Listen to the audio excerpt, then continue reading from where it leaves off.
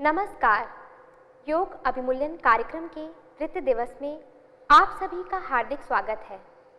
आइए प्रार्थना से हम सब योगाभ्यास आरंभ करें। किसी भी आरामदायक या ध्यानात्मक आसन में बैठ जाएं।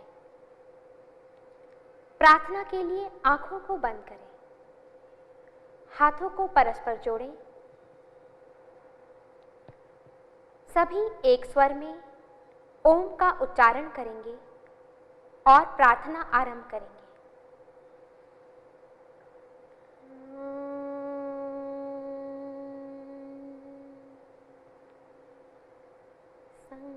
संगच्छध्वं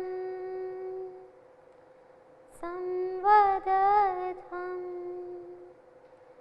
संवो मनांसि जानता देवाभागं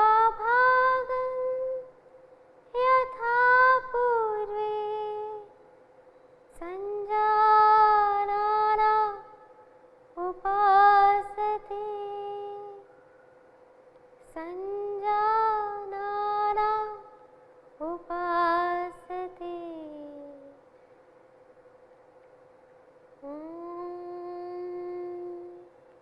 शांति शांति शांति।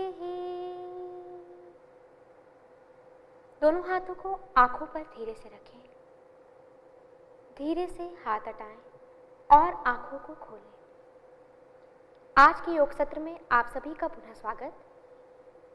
आप चालन क्रियाओं के अभ्यास के लिए धीरे से अपने स्थान पर खड़े हो जाएं। गर्दन की क्रियाओं के अभ्यास से शुरू करेंगे।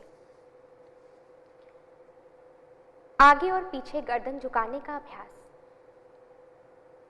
ध्यान दें, गर्दन दर्द वाले व्यक्ति इन अभ्यासों को ना करें या सावधानी से करें। अपने पैरों में 2 इंच का अंतर बनाएं। अपने दोनों हाथों को धीरे से कमर पर रखें। श्वास छोड़ते हुए सिर को धीरे से आगे झुकाएं। गर्दन के पीछे वाले भाग पर खिंचाव को अनुभव करें। श्वास भरते हुए सिर को वापस ले आएं। श्वास छोड़ते हुए सिर को पीछे ले जाएं।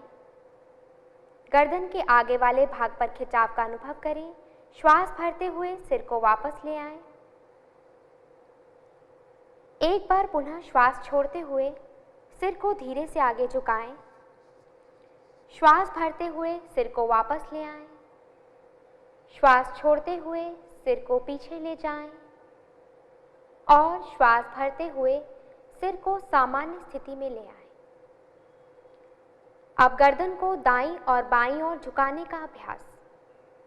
श्वास भरें और श्वास छोड़ते हुए अपने सिर को दाईं तरफ झुकाएं। दाहिने कान को दाहिने कंधे के नजदीक लाने का प्रयास करें। श्वास भरते हुए सिर को वापस ले आएं।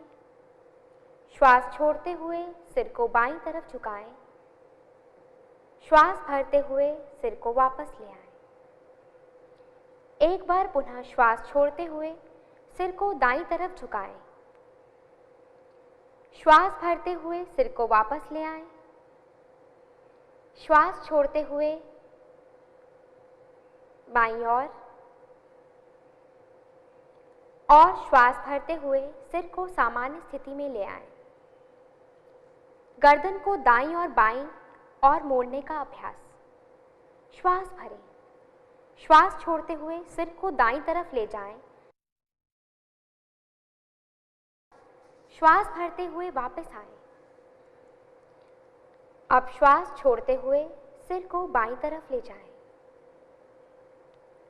और श्वास भरते हुए वापस आएं। एक बार पुनः श्वास छोड़ते हुए सिर को दाईं तरफ ले जाएं। श्वास भरते हुए वापस आएं। अब श्वास छोड़ते हुए सिर को बाईं तरफ ले जाएं और श्वास भरते हुए सिर को सामान्य स्थिति में ले आएं। गर्दन घुमाने का अभ्यास करेंगे। श्वास छोड़ते हुए सिर को आगे की ओर झुकाएं। अब श्वास भरते हुए सिर को घड़ी की सुई की दिशा में घुमाएं और श्वास छोड़ते हुए सिर को आगे ले आएं। एक बार पुनः इस अभ्यास को दोहराएं। श्वास भरते हुए पीछे की ओर और श्वास छोड़ते हुए आगे। अब श्वास भरते हुए सिर को विपरीत दिशा में पीछे ले जाएं और श्वास छोड़ते हुए सिर को आगे ले आएं। एक बार पुनः इस अभ्यास को दोहराएं। श्वास भरते हुए पीछे की ओर और श्वास छोड़ते हुए आगे। श्वास लेते हुए सिर को सामान्य स्थिति में लाएं। हाथों को पुनः अपनी जगह ले आएं। आंखों को बंद करें और विश्राम का अनुभव करें।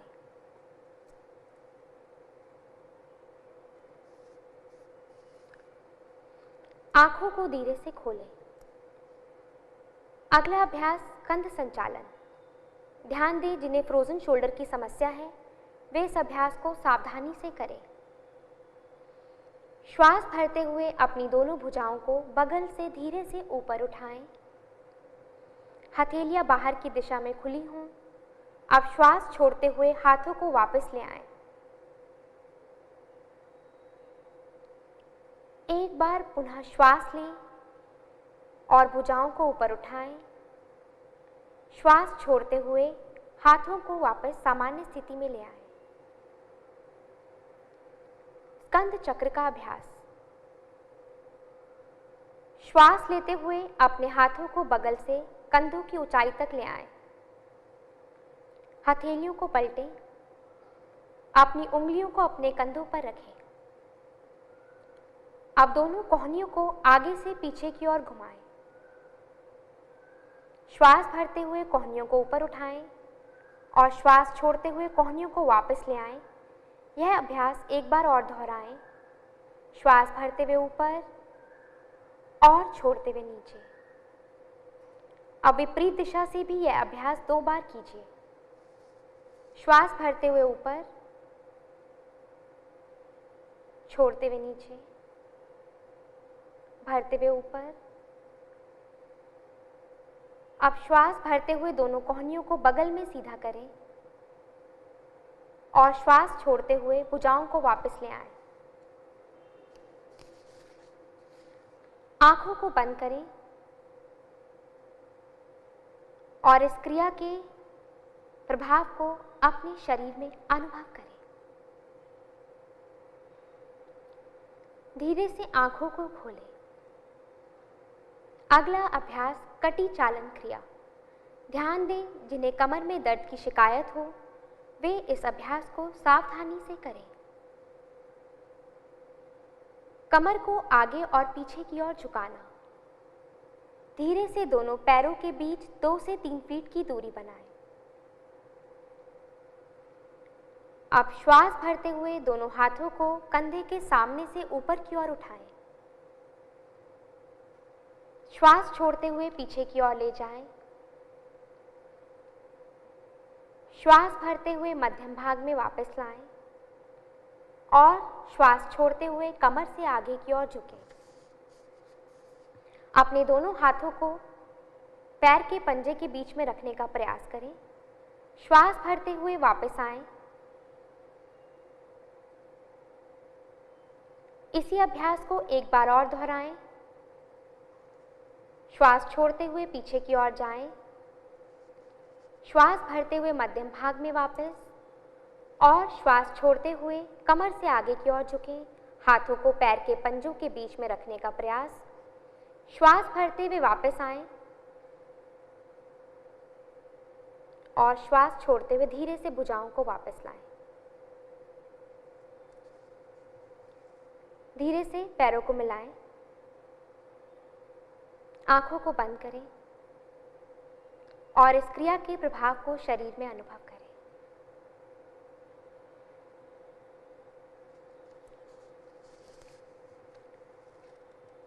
धीरे से आंखों को खोलें। आप कटी चालन क्रिया का दूसरा अभ्यास करेंगे। अपने पैरों में कंधों के बराबर की दूरी बनाकर खड़े हो जाएं। अपने हाथों को कंधों की सीध में सामने की ओर उठाएं। आप श्वास छोड़ते हुए कमर से दाईं ओर घूम जाएं। दाईं भुजाओं को सीधा रखें, बाईं कोहनी मुड़ी हुई। श्वास भरते हुए वापस आएं। श्वास छोड़ते हुए कमर को बाईं ओर घुमाएं। श्वास भरते हुए वापस, श्वास छोड़ते हुए दाईं ओर और भरते हुए वापस, श्वास छोड़ते हुए बाईं ओर और श्वास भरते हुए वापस। श्वास छोड़ते हुए भुजाओं को वापस ले आएं। अपने पैरों को मिलाएं, आंखों को बंद करें और इस क्रिया के प्रभाव को शरीर में अनुभव करें।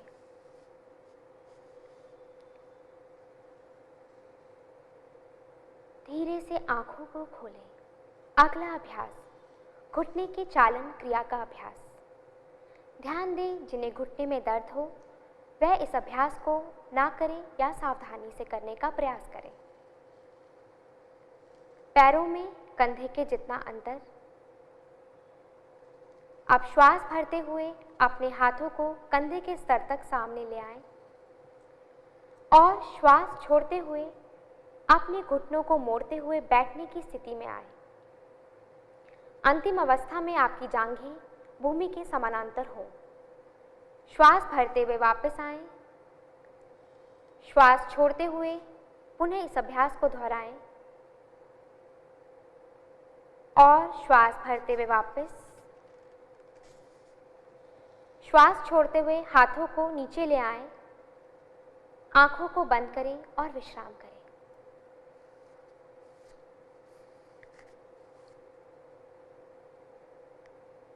धीरे से आंखों को खोलें। अब हम योगासनों का अभ्यास करेंगे। पहला अभ्यास, ताड़ासन। ध्यान दें, जिनके घुटने में दर्द हो या संतुलन ना बना पाने की स्थिति में एड़ियां ना उठाएं। दाईं ओर घूम जाएं। पैरों के बीच 2 इंच की दूरी बनाएं। अब श्वास भरते हुए हाथों को सामने से कंधों के स्तर तक ले आएं। श्वास छोड़ें और दोनों हाथों की उंगलियों को आपस में फंसाते हुए हथेलियों को उल्टा करें। श्वास भरें और अपने हाथों को ऊपर ले जाएं। अपने शरीर को व्यवस्थित करें। अब एड़ियों को उठाते हुए अपने पैर के पंजों पर शरीर को संतुलित करें। सामान्य श्वास प्रश्वास के साथ आसन में बने रहें। एड़ियों को वापस ले आएं और श्वास छोड़ते हुए हाथों को भी सामान्य स्थिति में ले आएं। आंखों को बंद करें और विश्राम करें। ताड़ासन शरीर में संतुलन और दृढ़ता प्रदान करता है। अगला अभ्यास, अर्धचक्रासन। अपने पैरों के बीच 2 इंच की दूरी बनाए रखें। अपने हाथों को कमर पे रखें। अपनी दोनों कोहनियों को समान अंतर पर रखें और कंधों को पीछे की ओर खींचें। अब श्वास भरते हुए सिर और कमर को पीछे की ओर ले जाएं। श्वास छोड़ें और सामान्य श्वास प्रश्वास के साथ इस आसन में बने रहने का प्रयास करें। श्वास भरते हुए सिर को वापस ले आएं। श्वास छोड़ते हुए अपने हाथों को पूर्व स्थिति में ले आएं। एक बार पुनः अभ्यास दोहराएं। अपने हाथों को पुनः कमर पे रखें। अपनी कोहनियों को समानांतर पर रखें। कंधों को पीछे की ओर खींचें और श्वास भरते हुए सिर और कमर को पीछे की ओर झुकाएं। सामान्य श्वास के साथ आसन में बने रहें और श्वास भरते हुए सिर को धीरे से वापस लाएं। श्वास छोड़ते हुए अपने हाथों को पूर्ववत स्थिति में ले आएं और विश्राम करें। यह आसन श्वसन क्षमता को बढ़ाता है और कमर दर्द के लिए भी लाभकारी है।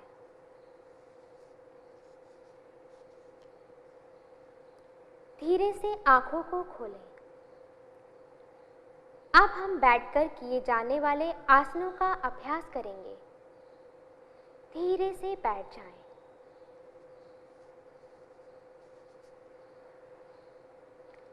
अपने पैरों को मोड़ते हुए एड़ियों के बीच बैठ जाएं।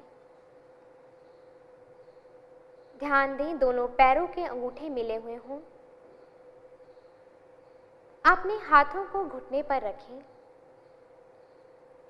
कमर और गर्दन को सीधा रखें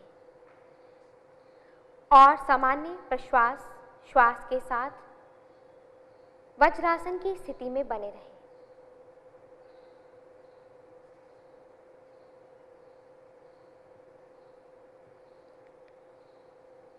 वज्रासन की स्थिति से अब हम अर्ध उष्ट्रासन की ओर बढ़ेंगे। धीरे से अपने घुटनों पर खड़े हो जाएं। अपने हाथों को कमर पर रखें। अब श्वास लेते हुए सिर और कमर को पीछे की तरफ झुकाएं। सामान्य श्वास प्रश्वास के साथ आसन में बने रहने का प्रयास करें। श्वास भरते हुए पुनः वज्रासन की स्थिति में आए। विश्राम करें। यह आसन कमर दर्द को ठीक करने में सहायक है। एक बार पुनः अभ्यास को दोहराएं। आंखों को खोलें। अपने घुटनों पर खड़े हो जाएं। हाथों को कमर पर रखें।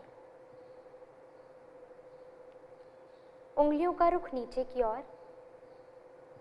अब श्वास लेते हुए पुनः सिर और कमर को पीछे की तरफ झुकाएं।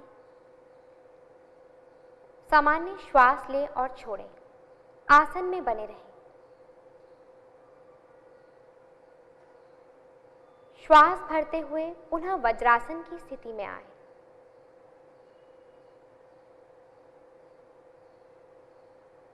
और विश्राम करें। जिन्हें घुटनों में समस्या हो वह इस अभ्यास को ना करें।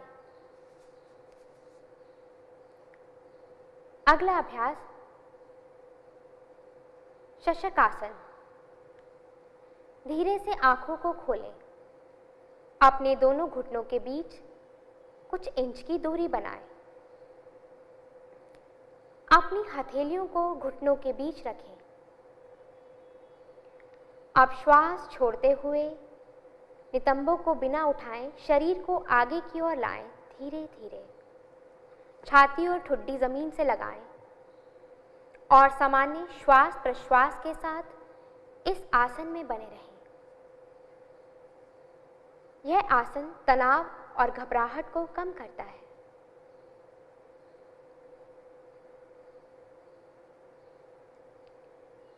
श्वास भरते हुए वज्रासन की स्थिति में पुनः वापस आएं।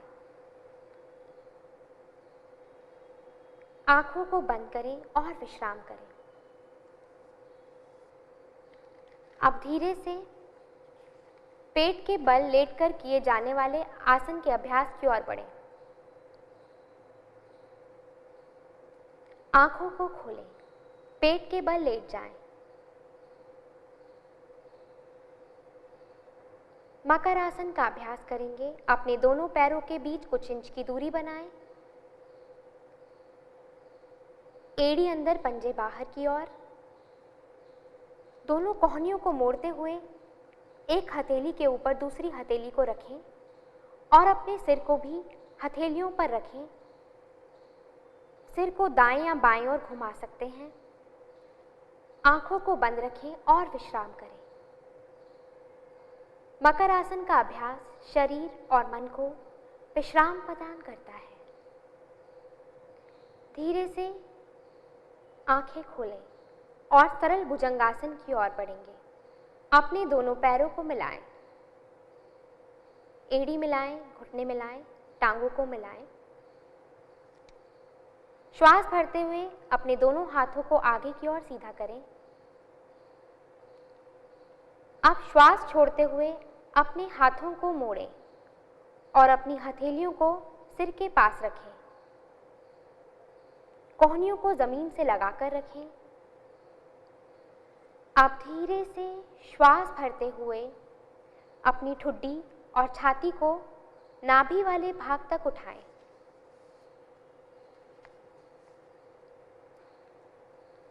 सामान्य श्वास प्रश्वास के साथ इस आसन में बने रहें। यह आसन श्वसन क्षमता को सुधारता है, पेट की चर्बी को कम करता है और कब्ज से मुक्ति दिलाता है। अब श्वास छोड़ते हुए धीरे से सामान्य स्थिति में आ जाएं।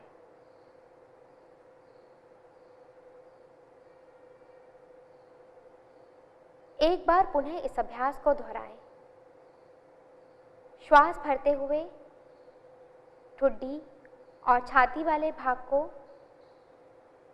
धीरे से उठाएं। सामान्य श्वास के साथ आसन में बने रहें और श्वास छोड़ते हुए सामान्य स्थिति में आ जाएं। मकर आसन में विश्राम करेंगे और इस आसन के प्रभाव को शरीर में अनुभव करें।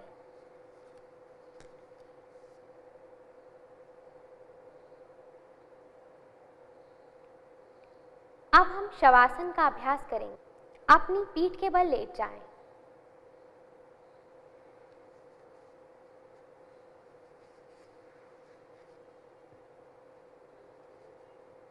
हाथों और पैरों के बीच उचित दूरी बनाएं।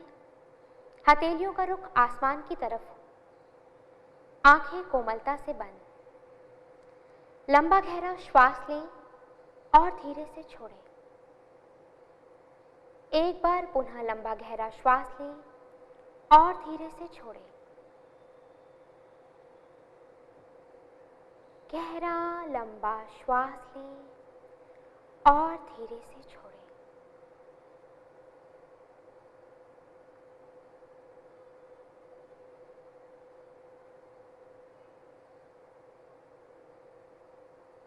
शरीर के प्रत्येक अंग के प्रति सजगता का भाव रखें और शिथिलता का अनुभव करें। यह आसन चिंता और तनाव को दूर करने में सहायक है। अब धीरे से दाएं या बाईं ओर करवट लें।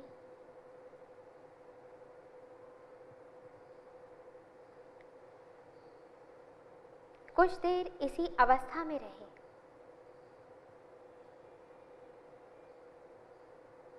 अब धीरे से अपने हाथों की सहायता से उठकर बैठें। अपनी कमर गर्दन को सीधा कर लें। किसी भी आरामदायक या ध्यानात्मक स्थिति में बैठ जाएं।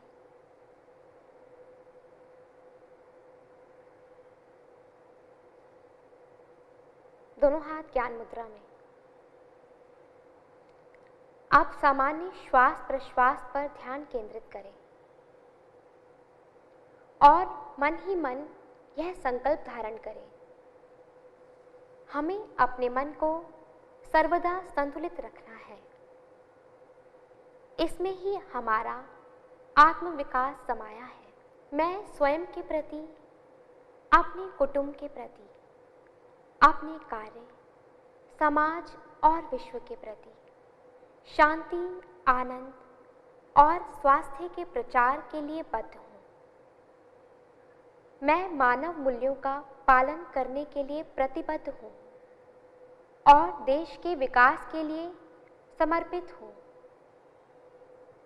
एवं इन कठिन परिस्थितियों में भी हमें एकजुट होकर रहना है।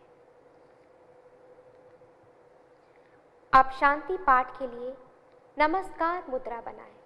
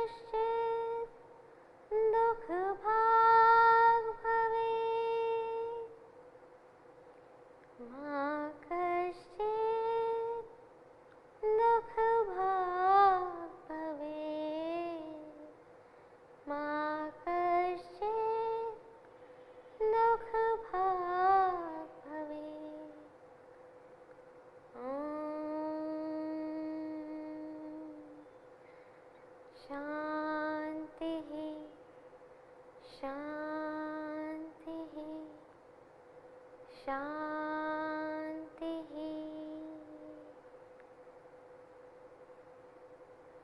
धीरे से दोनों हाथों को आंखों पर रखें। अब धीरे से हाथ हटाएं और आंखें खोलें।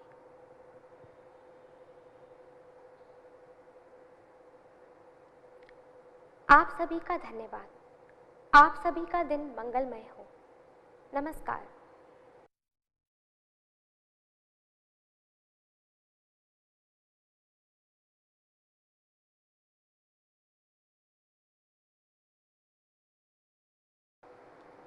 नमस्कार। योग अभिमूल्यन कार्यक्रम के द्वितीय दिवस के व्याख्यान सत्र में आप सभी का हार्दिक स्वागत है। व्याख्यान सत्र के आरंभ के लिए प्रार्थना के साथ सभी दोनों हाथ नमस्कार की मुद्रा में आंखों को बंद करें।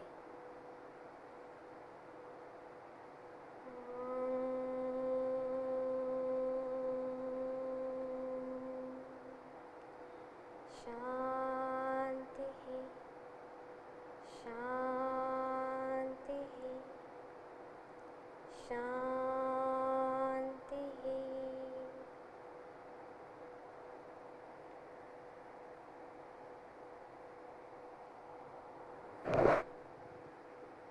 तो आज के व्याख्यान सत्र का विषय है स्वास्थ्य और कल्याण के लिए योग अभ्यास।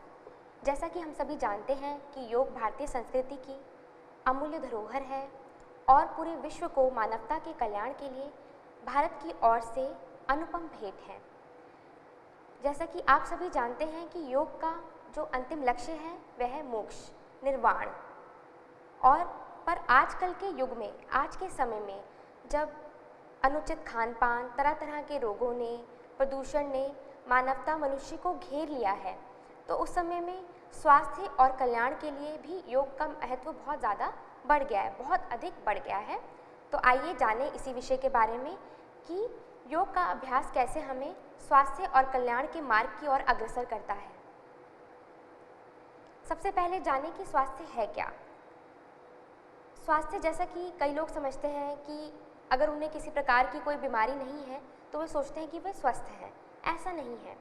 विश्व स्वास्थ्य संगठन के अनुसार जब कोई व्यक्ति सिर्फ शारीरिक रूप से ही नहीं बल्कि मानसिक और सामाजिक रूप से भी स्वस्थ हो, अच्छा महसूस करे, अच्छा अनुभव करे, तभी उसे स्वस्थ कहा जा सकता है। अगर आप सिर्फ शारीरिक रूप से ही, आपको कोई बीमारी नहीं है, इसका अर्थ ये नहीं है कि आप स्वस्थ हैं। स्वस्थ आप तभी हो सकते हैं जब आप शारीरिक, मानसिक और सामाजिक रूप से पूर्णतः स्वस्थ, अच्छा अनुभव करते हैं। सिर्फ बीमारियों की अनुपस्थिति होना ही स्वस्थ नहीं है। तो ये ज़रूरी है जानना। और साथ में अब विश्व स्वास्थ्य संगठन इसमें चतुर्थ एक आयाम जो है आध्यात्मिक, उसे भी जोड़ने की ओर अग्रसर है। अब जानिए कि हमारे पौराणिक ग्रंथ क्या कहते हैं स्वास्थ्य के बारे में। आयुर्वेद के अनुसार स्वास्थ्य की परिभाषा ये है कि समदोष समाग्नि समधातु मल क्रिया प्रसन्न आत्म इंद्रिय मन स्वस्थ इति विधीयते। जब एक मनुष्य के दोष समान हो, अब दोष क्या है, वात, पित्त और कफ, ये त्रिदोष हैं। जब ये सम अवस्था में हो, बैलेंस्ड हो, सम अग्नि, जब शरीर में जो अग्नियां हैं वो भी बैलेंस हो, सम हो, सम धातु मल क्रिया, धातु रस, रक्त, मांस, मेद, अस्थि, मज्जा, शुक्र जब सम हो, और मल क्रिया यानी कि उसका जो निष्कासन तंत्र है वो भी ठीक से काम कर रहा हो, कार्य कर रहा हो, तब उसे स्वस्थ कहा जा सकता है। और उससे भी ज़्यादा ज़रूरी जो है कि व्यक्ति के आत्मा, इंद्रिय और मन ये प्रसन्न अवस्था में हो, यानी मनुष्य पूर्णतः इंद्रियों से उसका पूर्णतः उस पर कंट्रोल हो पूरा, और मन से और आत्मा से पूर्णतः संतुष्ट हो, प्रसन्न हो, तभी हम उसे स्वस्थ कह सकते हैं। अब योग के अनुसार योग का जो अंतिम लक्ष्य है मोक्ष, उससे पहले योग जो है हमारे सभी प्रकार के जो दुख हैं, आदि भौतिक, आदि दैविक, आध्यात्मिक, उन सब की समाप्ति करता है और उसके मूल कारण जो है अज्ञानता, अविद्या, उसका अंत करता है। तो जो योग है वो अविद्या का अंत करके हमें हमारे जो 3 प्रकार के जो दुख हैं, जो हमारे जिस प्रकार के दुख हमारे जीवन में हो सकते हैं, आदि भौतिक, आदि दैविक, आध्यात्मिक दुख, उनको जब पूर्णतः समाप्त करता है तो हमारे सभी क्षेत्रों में, जीवन के सभी आयामों में सद्भाव की, एक हार्मनी की भावना आ जाती है और हम पूर्ण स्वतंत्रता की ओर तभी बढ़ सकते हैं, और यही स्वास्थ्य है।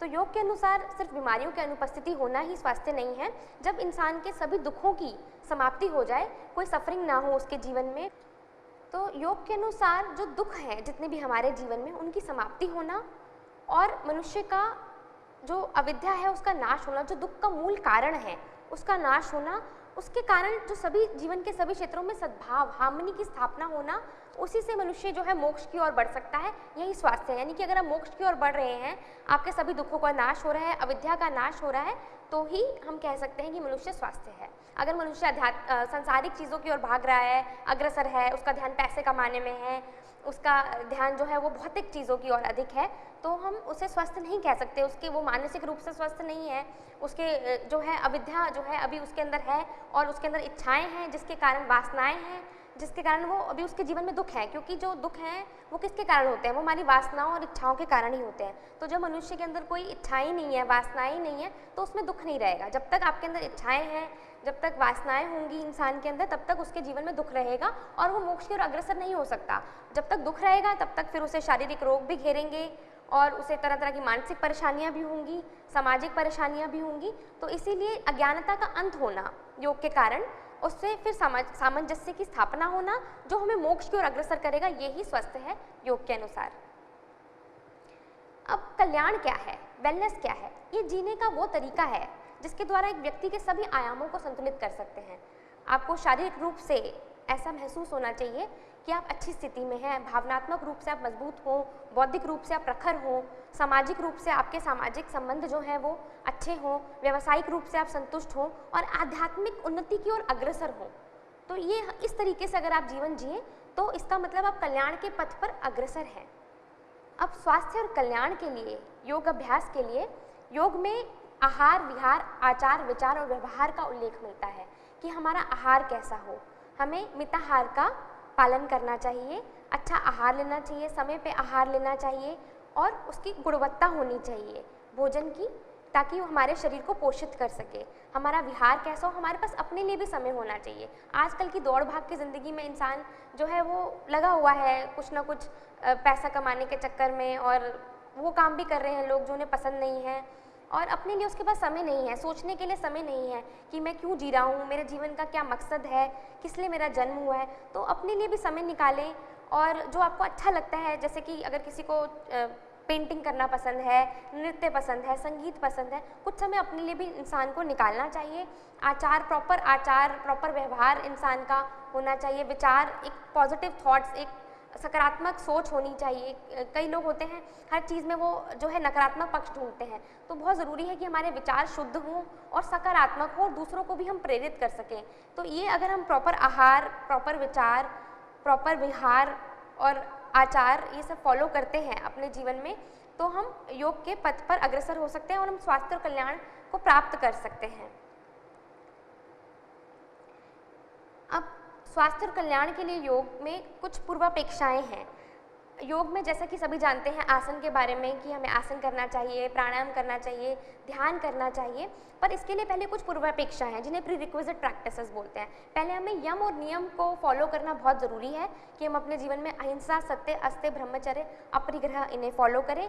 नियम शौच, तप, संतोष, स्वाध्याय, ईश्वर परिधान, हम इन सबको जब अपने जीवन में फॉलो करेंगे तभी हमें आसन का भी लाभ होगा, तभी हम प्राणायाम भी कर पाएंगे। अगर हम यम नियम फॉलो नहीं कर रहे हैं, अगर हम लड़ रहे हैं, हम सच नहीं बोल रहे हैं, हम चीज़ों को इकट्ठा करने में लगे हुए हैं, हमारे जीवन में संतोष नहीं है, हम तप नहीं कर सकते हैं, हम अपने आप को जानने का प्रयास नहीं करते, स्वाध्याय नहीं करते हैं, और हम ईश्वर पे अपने आप को समर्पित नहीं करते हैं, हम ईश्वर परिधान नहीं कर सकते हैं, तो हम आसन करें तो उसका भी लाभ नहीं है। हमें पहले यम करना है, फिर नियम, फिर आसन आते हैं। तो ये पूर्वापेक्षा है कि पहले अगर आप चाहते हैं योग का पूर्णतः लाभ उठाना, तो आपको बहुत ज़रूरी है कि आप यम नियम को भी फॉलो करें। ऐसा नहीं है कि आप आसन तो कर रहे हैं बट आप अपने सांसारिक जीवन में बाहर लोगों से लड़ रहे हैं, झूठ बोल रहे हैं, या आप जो है सामान, आपका मटेरियलिस्टिक भौतिक चीज़ों की तरफ आकर्षण हो ज़्यादा, तो आपको योग का वो लाभ नहीं हो पाएगा। तो यम नियम को का पालन करें। युक्ताहार, ये बहुत इंपॉर्टेंट है कि मॉडरेटली ईट। युक्ताहार मतलब आपका भोजन जो है वो आपकी जो शारीरिक संरचना है उसके अनुरूप हो, मौसम के अनुसार हो। और मिताहार के कॉन्सेप्ट के बारे में हम बात करेंगे अभी। युक्त कर्म करें, कर्म जो है उसके युक्त हो। कर्म कैसा करें कि जो आपको ईश्वर की ओर से आपको आपकी जिम्मेवारियां दी हैं उसे निष्काम भाव से आप निभाएं, उसे पूर्ण करें और फल की इच्छा ना रखें। आप अपना कर्म करें, कर्म करने में ही आपका जो है अधिकार हो। फल के बारे में आप भगवान पे छोड़ दीजिए कि मैंने अपना कर्म कर दिया और जैसा आपकी ईश्वर आपकी इच्छा। तो युक्त कर्म करें हम। युक्ताहार, मॉडरेटली आप अपना डाइट लीजिए, जैसा सिर्फ जिह्वा के स्वाद के लिए नहीं, आपको अपने शरीर को पोषित करने के लिए भोजन करना है। यम नियम को भी फॉलो करें, उनका भी पालन करें और मिताहार लें। मिताहार क्या होता है कि मिताहार हमारे यौगिक ग्रंथ के अनुसार है, सुस्निग्ध मधुराहार चतुर्थांश विवर्जते भुजते शिव संप्रीते मिताहार सा उच्चते। सुस्निग्ध, हमारा भोजन जो है वो स्निग्ध हो, मधुर हो और हमें अपने भोजन, अपने पेट का 1/4 भाग जो है वो खाली छोड़ देना चाहिए वायु संचरण के लिए। भुजते शिव संप्रीते मिताहार सा उच्चते, यानी कि हमें भोजन को ऐसे जो है उसका सेवन करना है जैसे हम भगवान शिव को अर्पित कर रहे हैं, अपने शरीर को नहीं, अपने जीवा के स्वाद के लिए नहीं, हम ईश्वर को ही समर्पित कर रहे हैं। तो जो भोजन है उसमें देवीय गुण होते हैं, भोजन के रस में देवीय गुण होते हैं। हम जिसे दे रहे हैं, जिसे ये भोजन जो ग्रहण कर रहा है वो भी हमारे अंदर बैठा हुआ ईश्वर है। तो भोजन अब ईश्वर को आप अगर हम पुष्प चढ़ाते हैं तो वो हमेशा ताज़े होते हैं, ऐसे ही जो भोजन है वो भी ताज़ा हो, उसमें गुण हो, अच्छा हो, उसकी मात्रा उतनी ही हो जितना हमें उसकी ज़रूरत है अपने शरीर के लिए। और भोजन करते हुए मन की स्थिति भी बहुत पॉजिटिव, सकारात्मक होनी ज़रूरी है। अगर आप दुखी हैं उस समय, कई लोग क्या करते हैं जब दुखी होते हैं वो अधिक भोजन ग्रहण करते हैं, कई लोग क्या करते हैं जब वो दुखी होते हैं वो भोजन करना ही नहीं चाहते। तो अगर आप एक गलत मन से, एक दुखी मन से भोजन कर रहे हैं तो भी आपके जो पाचक जो रस हैं वो ठीक से स्रावित नहीं होते हैं और भोजन आपका पचने में दिक्कत आती है। तो बहुत ज़रूरी है कि भोजन करते समय आपकी मन की स्थिति जो है वो सकारात्मक हो, भोजन की मात्रा उचित हो और भोजन ऐसा हो जो आपके शरीर को पोषित करे, ठीक है, उस आपकी बीमारियों को, आपकी इम्यूनिटी को बढ़ाए, आपकी रोग प्रतिरोधात्मक क्षमता को बढ़ाए, उसमें ऐसे गुण हो कि वो आपके शरीर की वृद्धि करे, आपकी मानसिक शक्ति को बढ़ाए और उसकी मात्रा आपके शरीर के अनुसार उचित होनी चाहिए। जैसा कि मैंने आपको पहले भी बताया है कि आसन करने से पूर्व हमें अपने शरीर को कुछ क्रियाएं जो हैं हमें कर लेनी चाहिए, कुछ पूर्वापेक्षाएं हैं, जैसे यम नियम का पालन करना चाहिए। ऐसे हठ योग में जो है षटकर्म का बहुत महत्व है। जैसे कि हम कहीं जाते हैं, हम रोज़ उठते हैं, सुबह नहाते हैं, कहीं मंदिर गुरुद्वारे में जाते हैं, अपने वहाँ पे भी सरोवर में स्नान करते हैं, तभी हम ईश्वर के दर्शन भी कर पाते हैं। इस प्रकार हमें अपने शरीर को आंतरिक रूप से भी शुद्ध कर लेना चाहिए ताकि हम योग के प्रति तैयार हो सकें। तो इसमें नेति का अभ्यास, जैसे कि आप देख सकते हैं, जल नेति, सूत्र नेति, जो कि हमारे कंधे से ऊपर के ENT जो डिजीज़ होते हैं, रोग होते हैं, उनको दूर करता है। जैसे साइनसाइटिस है, किसी को एलर्जिक रिनाइटिस है, ऐसी बीमारियों जो हैं उनमें लाभकारी है। और त्राटक का अभ्यास, त्राटक जो है ये हमारी कंसंट्रेशन को बढ़ाने में बहुत उपयोगी है। और त्राटक एक, अगर आप ध्यान की तरफ बढ़ना चाहते हैं तो उसके लिए भी बहुत अच्छा अभ्यास है, क्योंकि अगर आप कंसंट्रेट नहीं कर पाएंगे, एक जगह पे अपना ध्यान केंद्रित नहीं कर पाएंगे तो आप ध्यान का अभ्यास नहीं कर पाएंगे। तो पहले बहुत ज़रूरी है कि आप अपने मन को एक पॉइंट पर अग्रसर कर सकें, उसके लिए त्राटक का अभ्यास करें। और कपालभाति, कपालभाति जो है ये हमारे कफ से जुड़े हुए, वात पित्त कफ की जब हमने बात की थी त्रिदोष के, तो कफ से जुड़े हुए जो बीमारियां हैं उनको दूर करता है। और जो वस्त्र धोती का अभ्यास है ये भी हमारे पाचक तंत्र संबंधी रोगों को दूर करने में लाभकारी है। अगर किसी को इंडाइजेशन की समस्या, अपच की समस्या है, भोजन ठीक से नहीं पचता है, तो उसके लिए बहुत ही अच्छा अभ्यास है। और योग में शीतलीकरण अभ्यास भी आते हैं, जिसका कि हम आपको हमारा प्रैक्टिकल सत्र है उसमें भी हम आपको ये अभ्यास कराएंगे, जिसमें कि ग्रीवा चालन की क्रियाएं, कटी चालन की क्रियाएं, घुटना चालन की क्रियाएं, ये सब क्रियाएं आती हैं, स्कंद चालन की क्रियाएं। ये जो क्रियाएं हैं ये आपके जो ब्लड का सर्कुलेशन है, जो सूक्ष्म परिसंचरण है, उसको बढ़ाने में मदद करता है, आपके जोड़ों के जो रेंज ऑफ मूवमेंट है उसको बढ़ाता है। तो इन सब क्रियाओं का बहुत महत्व है। आसन करने से पहले हम ये शीतलीकरण अभ्यास भी कर सकते हैं। भारतीय संस्कृति में सूर्य देव की आराधना का बहुत महत्व है। बहुत लोग सुबह उठ के सूर्य देवता को जल चढ़ाते हैं और जो सूर्य है वो बेसिकली हमें जीवन शक्ति प्रदान करता है और सूर्य जो हमारी बुद्धि को प्रखर करता है, हमें दीर्घायु देता है। तो हम सूर्य से रोज़ सुबह आराधना करते हैं कि सूर्यदेव हमें अपनी शक्ति दीजिए, जो है हम सबको रोशनी दे रहे हैं। और सूर्य नमस्कार के अभ्यास के द्वारा हम सूर्यदेव को एक प्रकार से आभार व्यक्त करते हैं कि जो सूर्य देवता हमें प्रकाश रोशनी देते हैं जिससे हमारा जीवन चलता है। और सूर्य नमस्कार का अभ्यास हमें जीवनी शक्ति, बुद्धि, चमक और दीर्घायु भी प्रदान करता है। तो सूर्य नमस्कार जो है ये भी योग का एक महत्वपूर्ण अंग है। अब योगासन जिनकी बात करते हैं, स्थिर सुखम आसनम, तो जिसमें आप स्थिर हैं, सुखी हैं, वही आसन है। और इन आसनों का भी बहुत महत्व है। आसन जो है वो शरीर में दृढ़ता लाते हैं। आसनेन भवे दृढ़म, एज पर और यौगिक टेक्स्ट हमारे योग शास्त्रों के अनुसार आसन शरीर में दृढ़ता लाते हैं। स्थैर्य आरोग्यम चालाग्रहम, स्थिरता लाते हैं, आरोग्यता, डिजीजलेसनेस और लघुता, लाइटनेस भी प्रदान करते हैं।